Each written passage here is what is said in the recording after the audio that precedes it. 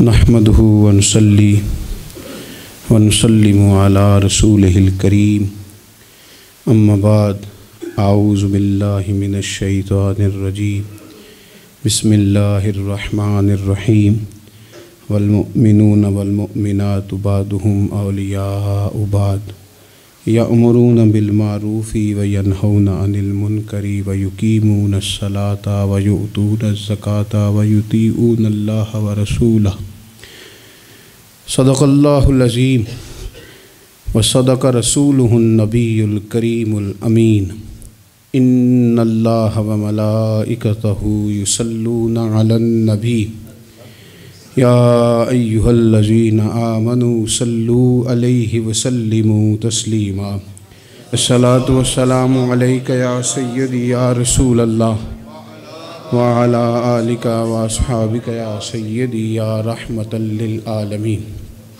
حمد و صلوات کے بعد دوستو، بزرگوں اور بھائیوں، انسان معاشرے میں جب جنم لیتا ہے، پیدا ہوتا ہے اور پھر وہ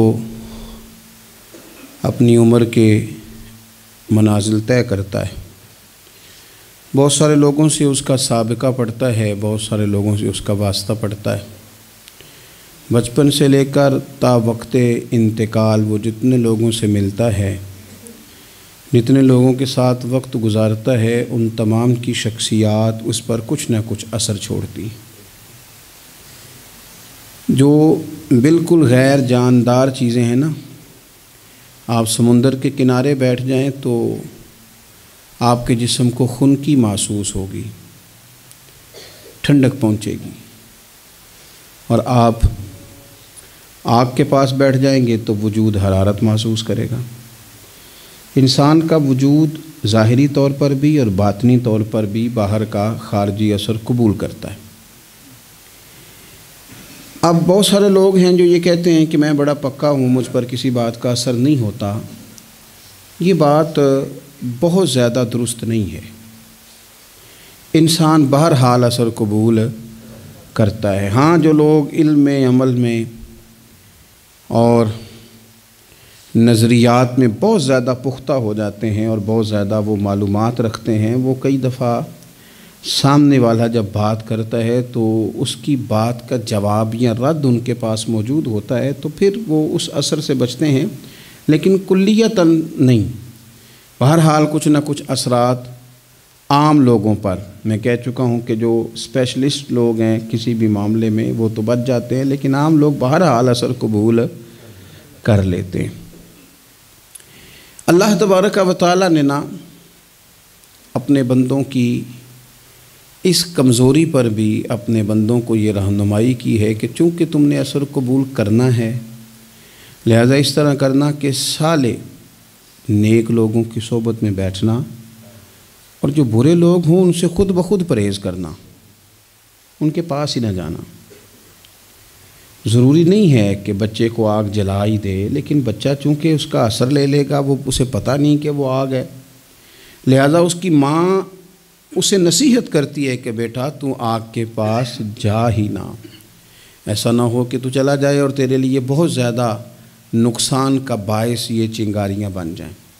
اللہ تبارک و تعالیٰ نے نا ہمیں صالحین کی صحبت اختیار کرنے کا کہا اور برے لوگوں سے بچنے کا کہا، اور اگر قرآن مجید کی زبان میں سادہ ترجمہ کیا جائے تو ایک قوم کے پاس بیٹھنے کو کہا اور 2 مرتبہ پرہیز کا کہا، صراط الذین انعمت علیہم، ان لوگوں کے رستوں پہ چلو جو انعام یافتہ ہے۔ وہ ایک گروہ بتایا، اور غیر المغضوب علیہم ولا الضالین، ان سے بچو جن پر غضب ہوا اور وہ جو رستے سے بھٹک گئے، گمراہ ہو گئے۔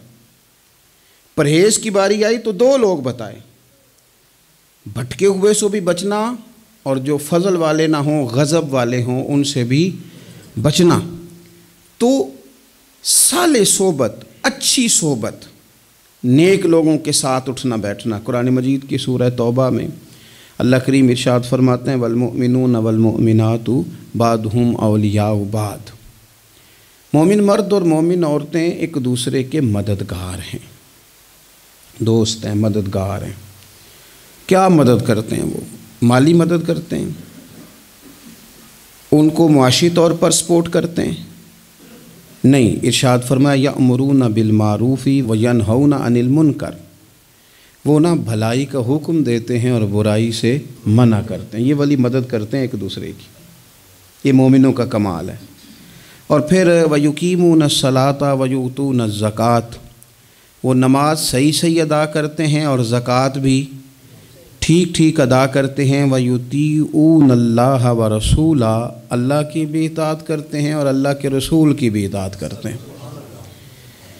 ان کی مدد یہ ہے ایک دوسرے کے لیے کہ وہ بھلائی کا حکم دیتے ہیں، برائی سے منع کرتے ہیں، مل کے نمازیں پڑھتے ہیں، زکوٰۃ ادا کرتے ہیں، اللہ اور اس کے رسول کی اطاعت کرتے ہیں۔ فرمایا اولئک سیرحمہم اللہ، قربان جائیں، کیا انداز کریمانہ ہے رب کریم کا۔ فرمایا یہ وہ لوگ ہیں جن پر اللہ ضرور رحم فرمائے گا، جن پر اللہ اپنے فضل سے ضرور رحم کرے گا، اللہ ضرور رحمت کرے گا ان لوگوں پر، اس لیے کہ یہ ایک دوسرے کے مددگار ہیں۔ ان اللہ عزیز حکیم، اور بے شک اللہ غالب حکمت والا ہے۔ ایک دوسرے کی مدد خیر کے کاموں میں کرنی چاہیے۔ نبی کریم صلی اللہ تعالیٰ علیہ وسلم نے فرمایا کہ اپنے بھائی کے مددگار بن جاؤ، چاہے وہ ظالم ہو یا مظلوم ہو۔ فوری طور پر انسانی ذہن میں سوال اٹھتا ہے کہ یا رسول اللہ صلی اللہ تعالیٰ علیہ وسلم، یہ مظلوم کی مدد تو سمجھ میں آتی ہے، ظالم کی مدد کیسے کریں؟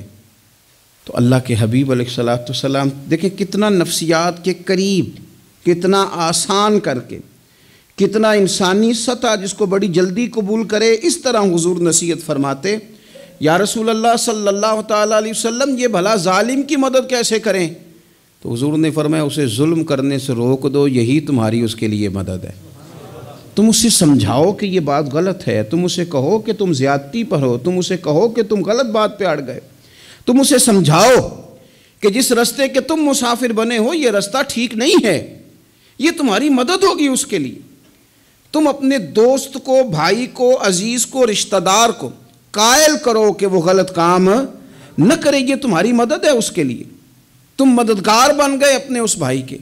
اچھے لوگوں کی صحبت، اچھے لوگوں کے پاس اٹھنا بیٹھنا، آج کل اس کا ترجمہ اور بھی کیا جا سکتا ہے کہ اچھے لوگوں کو سننا، اچھے لوگوں کی بات پر توجہ دینا۔ ہمارا نا ایک مزاج ہے ذائقہ بدلنے کا، یعنی یہ طبیعت بڑی انوکھی ہے لوگوں کی، کہتے ہیں یہ تو بات روز سنتے ہیں، کوئی انوکھی بات نہ سنیں، اس چہرے کو تو روز دیکھتے ہیں، کوئی انوکھا چہرہ نہ دیکھیں۔ لیکن درویش کیا کہتے ہیں؟ کہتے ہیں پاویں سونے ملن ہزارہ، آسان نہیں یار بٹونا۔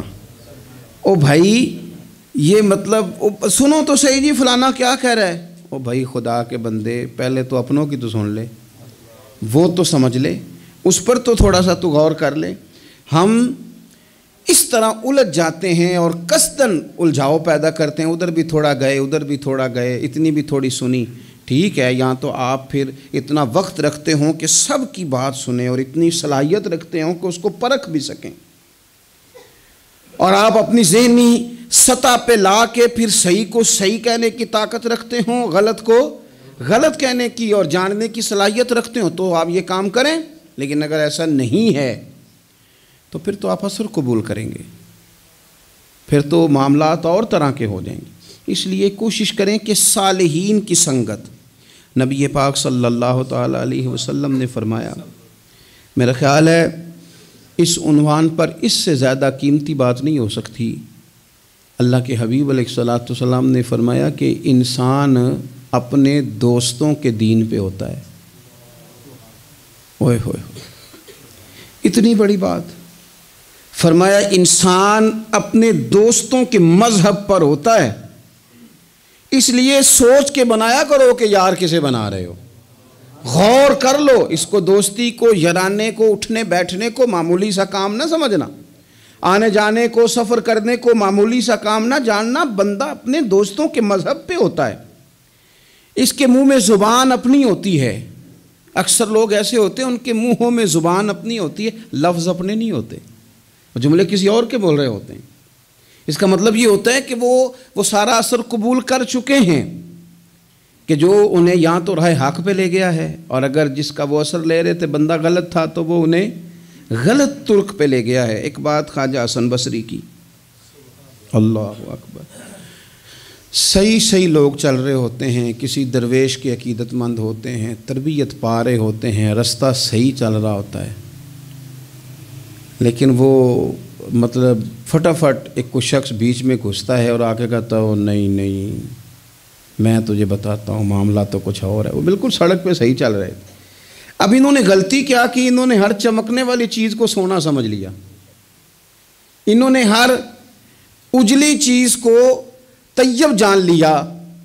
حضرت خواجہ حسن بصری فرماتے ہیں بروں کی صحبت میں نہ بیٹھنا، بروں کی صحبت تجھے اچھوں سے بدگمان کر دے گی، وہ تیرے ذہن میں اچھوں کے بارے میں۔ حضرت پیر چندن شاہ صاحب رحمۃ اللہ تعالیٰ علیہ آل و مہار شریف والے، حضرت پیر چندن شاہ صاحب رحمۃ اللہ علیہ کے پاس نا ایک نوجوان آیا تو پیار ہو گیا، وہ بیٹھنے لگا، طریقت سیکھنے لگا۔ وہ لوگ بھی بڑے خالص تھے، انہیں مریدوں کی صورت میں طاقت نہیں چاہیے ہوتی تھی، بلکہ انہیں مریدوں کی صورت میں وہ لوگ چاہیے ہوتے تھے جو ان کا پیغام آگے پہنچائیں، جو ان سے وہ سیکھیں، جو وہ سکھا کے انہیں دیندار بنانا چاہتے ہیں۔ تو بچہ بیٹھ گیا، حضرت بھی بڑا ہی پیار کرنے لگے، اسے دین سمجھانے لگے، تو اس کے والد صاحب پیچھے سے آئے اور آگے کہنے لگے پتر چل گھر چلیے۔ کہنے لگے جی ابا جی اور میں تے نہیں جانا، میں تے اتھی رہنا ہے۔ کہنے لگا پتر چل میں بڑے پیر ویکھے نے۔ تو بیٹا بیٹھتا تھا نا صحبت میں تو کچھ میٹھی باتیں اور خوبصورت جملے اسے بھی سمجھ میں آ گئے تھے۔ کہنے لگا ابا جی تساں تے بڑے ویکھے نے، تانوں نہیں نہ کسے ویکھیا، یہ تیری نظر کا کمال ہے کہ میری زندگی کا سوال ہے، تجھے نہیں نہ کسی نے دیکھا، مجھے تو دیکھ لیا، میری مجبوری ہے کہ میں کسی کی نظر میں آ گیا، اور نظر کی جولانیاں نہ پوچھو، نظر تو وہ ظالم نظر ہے، اٹھے تو بجلی پناہ مانگے اور گرے تو خانہ خراب کر دے۔ اس لیے میں تو نظر میں آ گیا ہوں، مجھے بتائیں میں کدھر جاؤں، میرا معاملہ اور طرح کا ہو گیا۔ تو عزیز دوست آپ یہ دیکھیں کہ آپ کسی صالح بندے کی صحبت میں جا رہے ہیں اور یکدم ایک شخص آیا ہے، اس نے آ کے سارا معاملہ روک دیا۔ بروں کی صحبت اچھوں سے بدگمانی پیدا کرتی ہے۔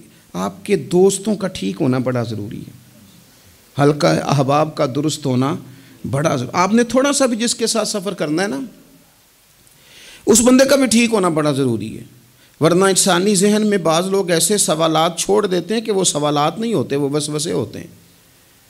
وہ تو ایک جملہ کہہ کے گزر گیا، اور انسان ہے کہ وہ لڑتا رہا، جد و جہد کرتا رہا۔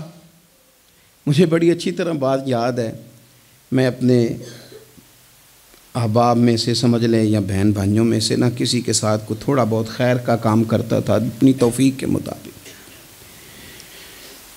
تو ایک دن میں دوبارہ سے اسی سلسلے میں اپنی خدمت کے لیے حاضر ہوا تھا، تو میں واپس لوٹا تو ایک صاحب مجھ سے کہنے لگے کنا کچھ تو سائیں پار چانا ہے، دیکھ رہے ہیں سالوں گزر گئے۔ میں آپ کو اپنی بات بتاتا ہوں، تو واقعی میرا ذہن الجھنے لگ گیا۔ واپس آنے تک میں نے کہا یار یہ کب تک، یعنی کہ تو ہر روز کوئی نہ کوئی بات سنا دیتے ہیں کہ فلانی بھی مجبوری ہے، فلانی بھی، کب تک یہ کرنا ہے؟ میرا ذہن خاصا الجھ گیا اور میں بڑی عجیب سی کیفیت میں چلا گیا۔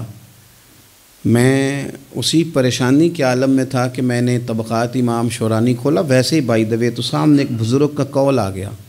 وہ کہنے لگے یاد رکھنا بندے بندوں کے محتاج نہیں، بندے رب کے محتاج ہیں، اور اگر کوئی بندہ کسی کا بھلا کرتا ہے نا تو بس اللہ نے اس کی ڈیوٹی لگائی ہے، باقی دے اللہ ہی راہ ہے، بندے بندوں کے محتاج۔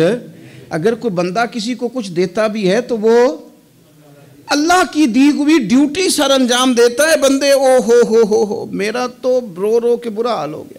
اور میں نے کہا تو کیا سوچنے لگ گیا تھا، تو کچھ ہے، میں مسکین پرانا خادم کسے در ملی نہ ٹوئی، تے واصف یار نے نظر جو کیتی تے واصف ہی ہوئی۔ وہ پتہ سارا ہے نا سردار نو کیتیاں دا، اے دا پردہ چپایا ہی چلو بھلا ہو سی۔ الجھے نہیں، لوگ الجھا دیں گے آپ کو، چھوٹی سی بات کریں گے آپ الجھ نہیں، آپ کہیں گے اوہ میری وجہ سے چل رہا، تیری وجہ سے کچھ بھی نہیں چل رہا، کچھ بھی نہیں تیری وجہ سے چل رہا۔ بڑے بڑے تھے جو قبروں میں لیٹ گئے، ہوئے نامور بے نشاں کیسے کیسے، اور زمیں کھا گئی نوجوان کیسے کیسے۔ کہاں میرے بھائی کسی کی وجہ سے نہیں، یہ نظام میرے رب کا ہے اور میرے مالک کی قدرت سے چل رہا ہے، یہ نبی کریم علیہ السلام کی نگاہ کرم سے چل رہا ہے۔ اس لیے الجھے نہیں، آپ کو لوگ الجھائیں گے، کہیں گے کب تک جی آپ تو فلانا تو بس ایسے ہوگا، نہ الجھے نہیں، کبھی نہیں الجھے۔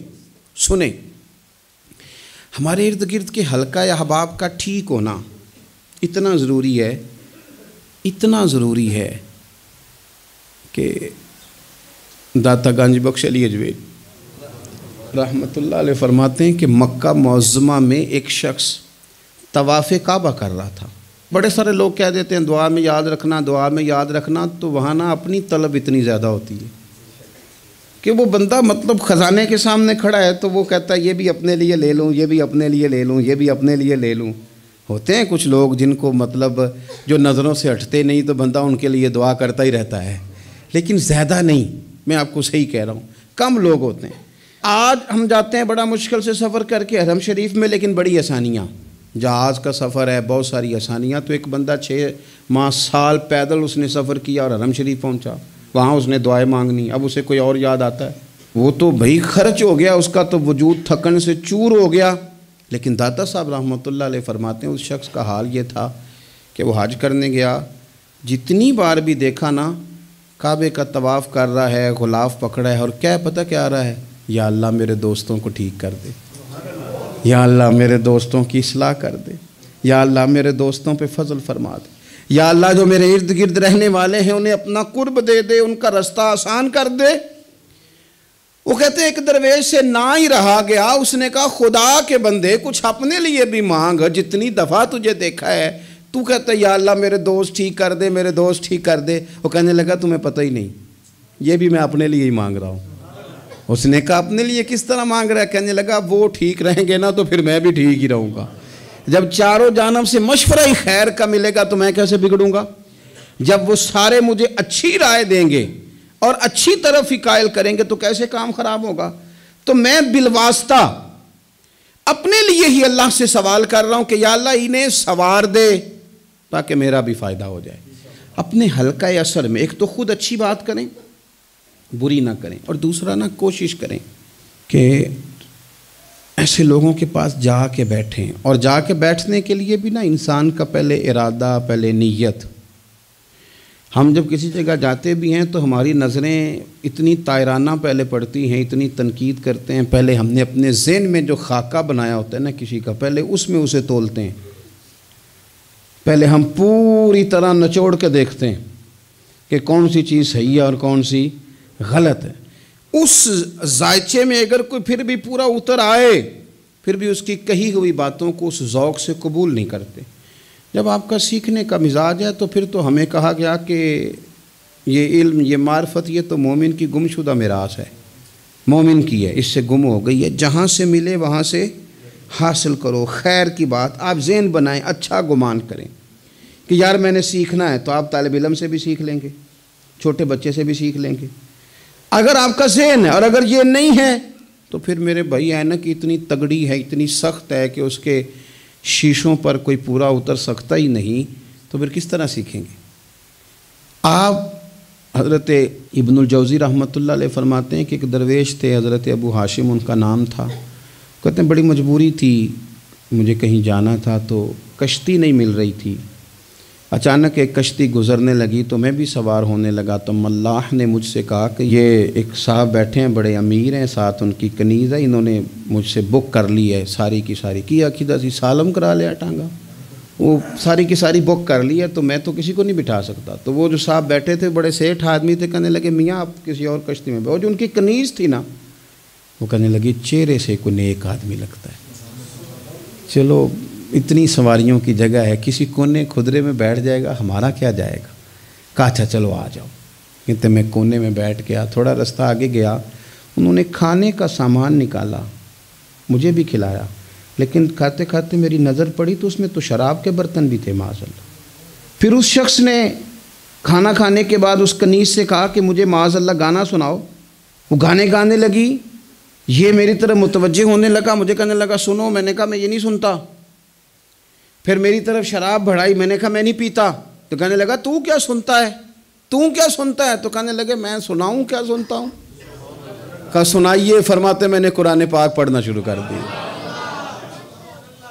کچھ لوگ، میں آپ کو یقین سے کہتا ہوں، کچھ لوگ ایسے ہیں جن کی زندگی دور گزر گئی ہے مسجد سے، انہیں کو بندہ چاہیے جو تھوڑا سا جا کے پیغام حق سنائے۔ یعنی ان کو پتہ ہی نہیں ہے کہ دین میٹھا کتنا ہے، حسین کتنا ہے، قرآن میں چاشنی کتنی، سرکار کی تعریف کا، نعت خوانی کا رنگ کتنا شاندار ہے۔ میرا یہ ماننا ہے کہ جسے رب رسول کے رنگوں کی خوشبو کا پتہ چل گیا نا، پھر دنیا کا کوئی اور رنگ اسے اپنی طرف مائل کر ہی نہیں سکتا، سوال ہی پیدا نہیں ہوتا۔ کچھ لوگوں نے سونگا نہیں ہے، آئے نہیں ہیں، قریب نہیں آئے۔ تو شیخ ابو ہاشم کہتے ہیں، مجھے کہنے لگا سناؤ نا، امیر آدمی تھا، کبھی اس طرف گیا ہی نہیں تھا، ڈھیروں لوگ ہیں جو نئی مسجد جاتے، الہاکم التکاثر حتی زرتم المقابر۔ اللہ فرماتے ہیں کہ تمہیں دولت کی ہرس نے اتنا عجیب الجھا دیا کہ قبروں تک پہنچ گئے تم۔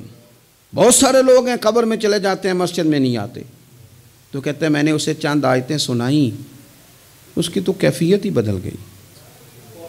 کہنے لگا مولانا زندگی بڑی گناہوں میں گزری ہے، اب توبہ کر لوں تو مالک معاف کر دے گا؟ کارنامے خطرناک ہیں، پیچھے رجسٹر کالا سیاہ، معافی ہو جائے گی۔ دولت بڑی تھی تو پھر ہم نے بھی شراب کباب شباب میں اڑا دی ساری، معاف کر دے گا؟ تو کہتے ہیں میں نے کہا ہو بندے کے آنے کی دیر ہے، اس کی رحمت تو فوراً ہی قبول کر لیتی ہے۔ ویسے بھی عدل کریں تے تھر تھر کمبن، اونچیاں شانہ والے تجھے فضل کریں تے پھر تے بخشے جامن میرے جے منہ کالے۔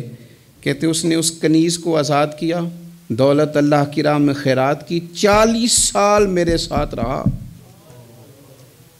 پھر میں نے اس کی زبان سے سوائے خیر کے جملہ نہیں سنا۔ ایک کی بات کرتا تھا، کہتا تھا شیخ کاش آپ مجھے تھوڑا پہلے مل جاتے، زندگی سے یہ گلہ ہے کہ تو ذرا دیر سے ملا ہے، پہلے مل جاتے نا تو شاید میری زندگی کچھ اور دن بن جاتے، تھوڑی دیر اللہ والے کی صحبت۔ آپ فرماتے ہیں پھر وہ 40 سال کے بعد میرے سامنے انتقال ہوا، میں نے ہی دفن کیا، میں نے ہی قبر میں اتارا، جنازے کا اہتمام بھی میں نے ہی کیا۔ میرا یار تھا، دل لگ گیا تھا، پیار ہو گیا تھا، میں پریشان رہتا۔ ایک دن خواب میں مل کے مجھے کہنے لگا فکر نہ کر، میں نے اپنے رب کو بڑا ہی مہربان پایا ہے، میں نے اسے بڑا کریم پایا ہے، معاف کرنے والا پایا ہے، درگزر کرنے والا پایا ہے، اس نے فضل فرما دیا، میرے گناہوں پر اس کے عفو و درگزر کا قلم چل گیا ہے، اور میرے حق میں جو فیصلہ آیا ہے وہ رحمت والا ہی آیا ہے، فضل والا ہی فیصلہ آیا ہے۔ عزیز دوستو، تھوڑی دیر کسی نیک آدمی کی صحبت، ایک تو یہ ہے کہ وہ صحبت تقوی کی طرف مائل کرے گی،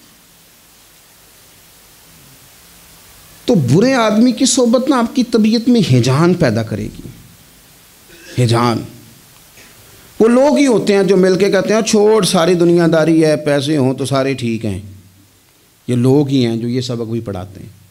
وہ لوگ ہی ہیں وہ کہتے ہیں چھوڑ یار، کون سے درویش، کون سے مولوی، کون سے دیندار، سب اسی طرح کے ہی ہیں۔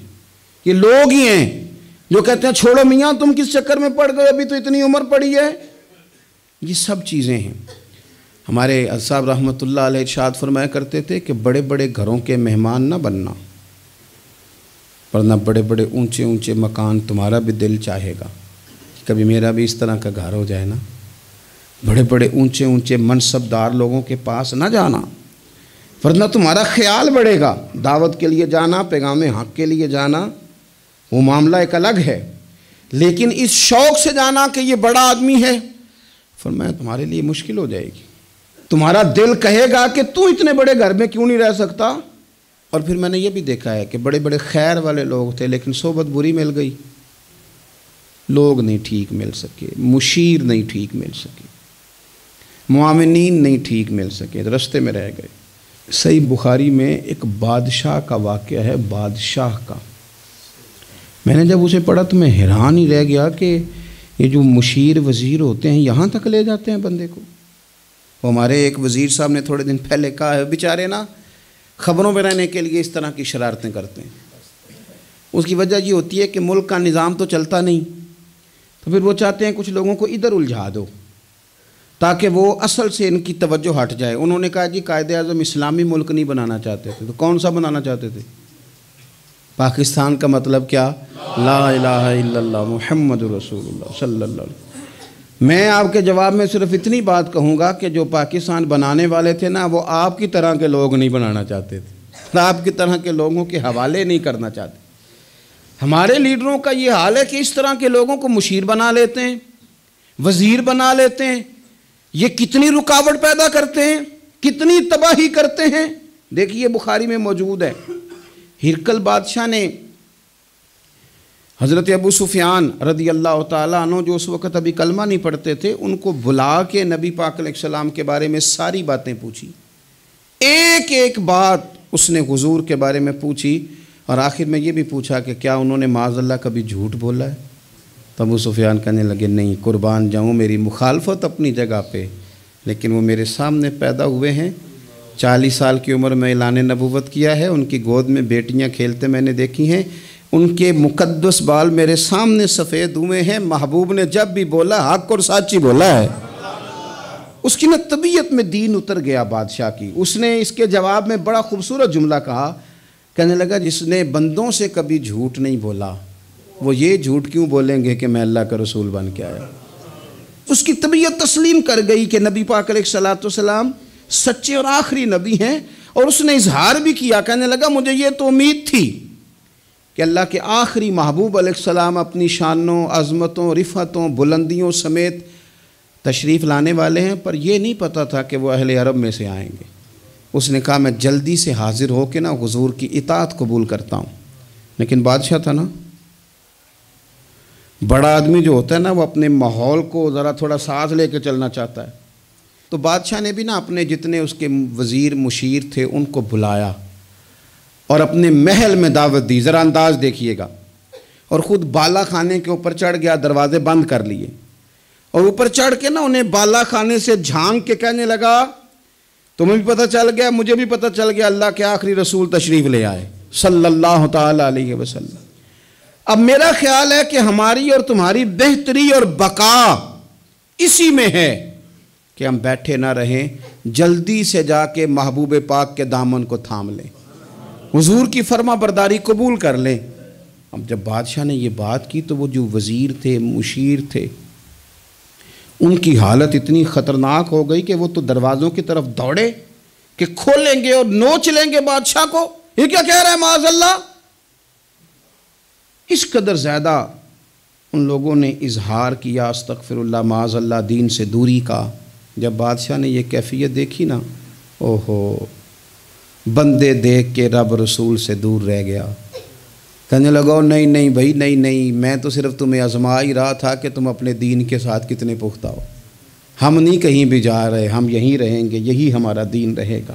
ان وزیروں نے، مشیروں نے، دوستوں نے، قریبی لوگوں نے رسول اللہ کی غلامی میں نہیں آنے دیا۔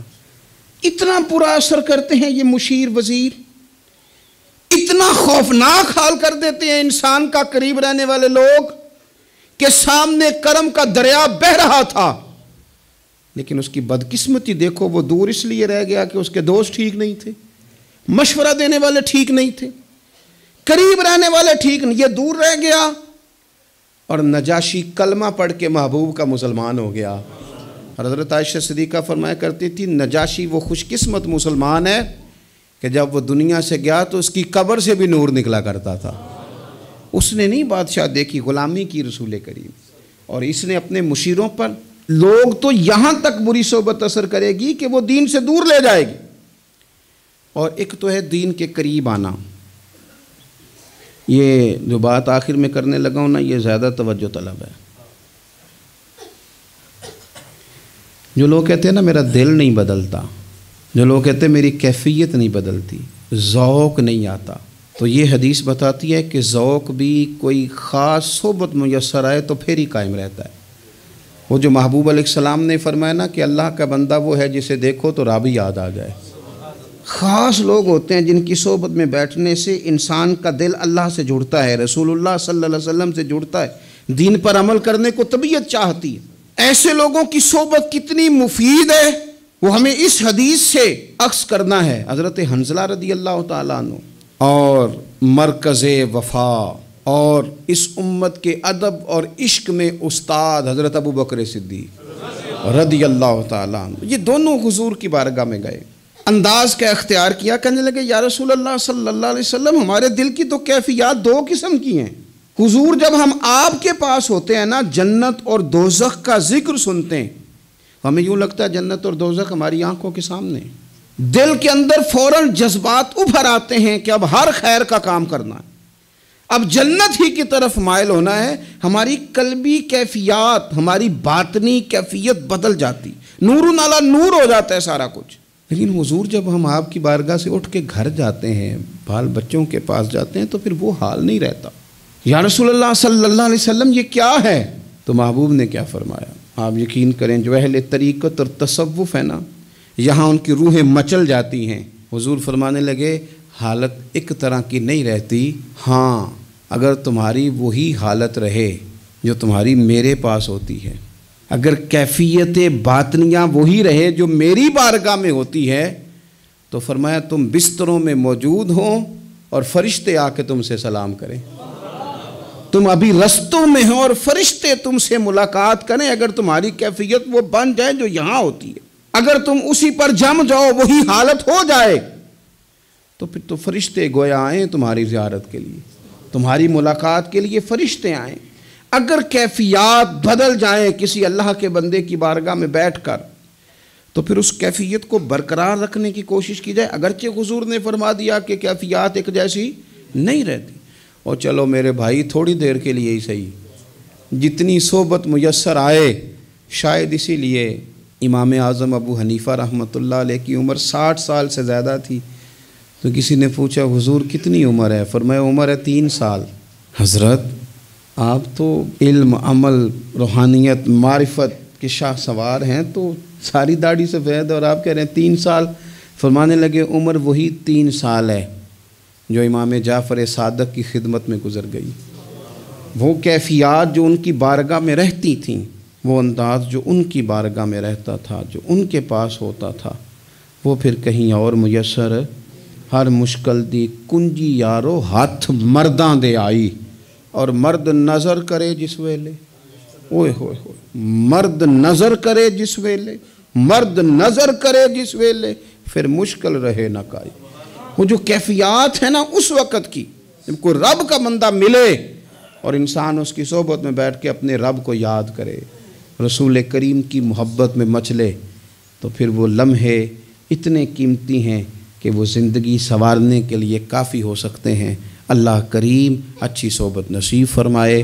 آخر دعوایا ان الحمدللہ رب العالمین۔